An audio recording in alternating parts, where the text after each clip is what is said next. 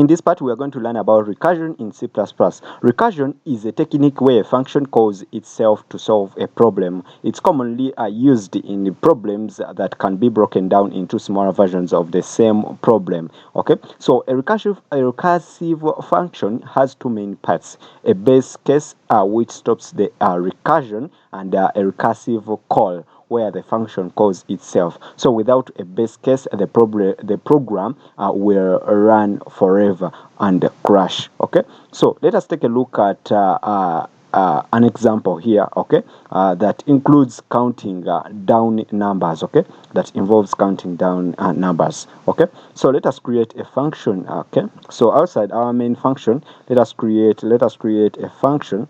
It's a void. This is going to be called countdown, and then we're going to create it like that. And inside here, we are going to have one parameter. It's going to be called n. Then from there, let us use, so this one, let us create a base case. Okay, so this one is going to be called a base case. So we are going to create it using the if statement. Okay, so we are going to say if n is equals if n equals to 0, then what are we going to do? Then we are going to return. Okay, like that. Then from there, let us create a recursive call. Okay, so in the recursive call, what we are going to do, we are going to first output our n, and then we end our line. And from there, let us try to move the cursor to the next line, and let us try to call our function. Okay, so let us call it, and then when we call it, we are going to get that n that was provided, and then we are going to subtract 1 that is going to be provided. Okay, that was provided, and then we are going to call it, but when n is reduced to 1, reduced by 1. Okay, so from there, let us try to call our countdown in our main function, and let us provide a 5 like that. Okay, so if we try to save and we go down in our terminal, we try to compile. After compiling, we try to run. You're going to see we are going to get 5, 4, 3, 2 up to 1. Okay, so the function prints n. It then calls itself with n minus 1. Okay, and when n becomes 0, the function stops. Okay, using, as you can see here. Okay, when n becomes 0, we just stop. Okay, the function stops. Okay.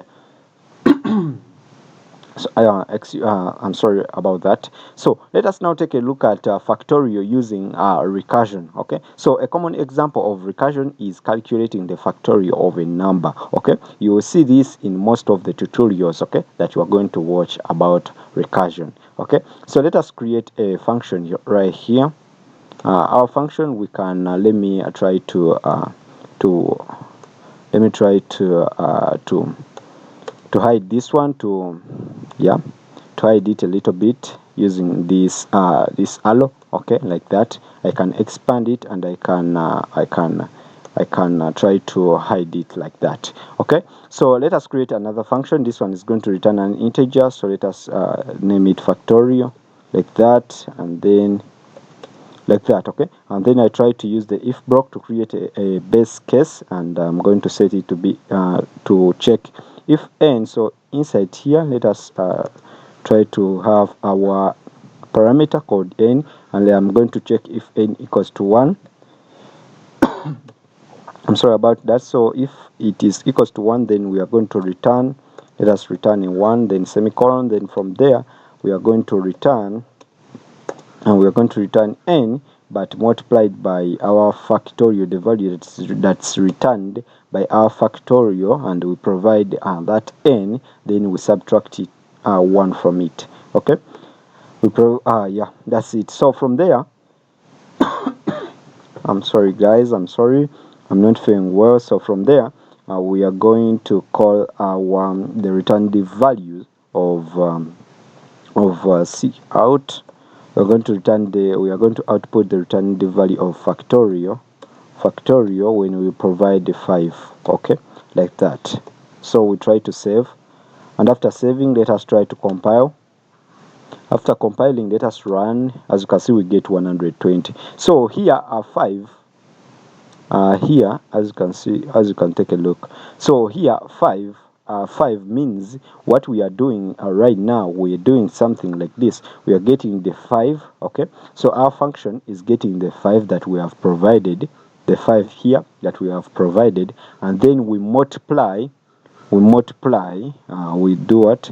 We multiply the returned value, okay? The return, another returned value when n minus 1, okay? That, so here we have another n, okay? We have another n, which is n minus 1, okay, which is 4, okay? And then we get that n, and then we multiply it by the previous n, which is 5, okay? And so it's 5 times 4, like that, okay? And then we continue the process, okay, by subtracting 1, okay, like that. And then we continue with 2, like that, and then we continue with 1, like that, okay? So the function keeps calling itself when n reaches 1, okay, and recursion stops, okay? So output, we are going to get 120, okay?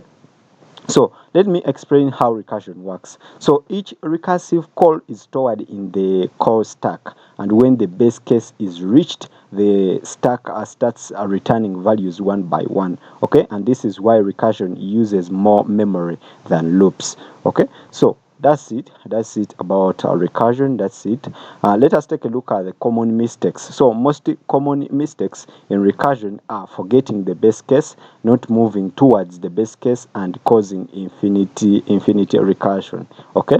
So in summary, recursion is when a function calls itself, and every recursive function must have a base case and a recursive case or step, okay? And recursion is powerful, but it should be used carefully, okay? It should be used carefully. And if you enjoyed this part, like, subscribe, and I will see you in the next part, okay?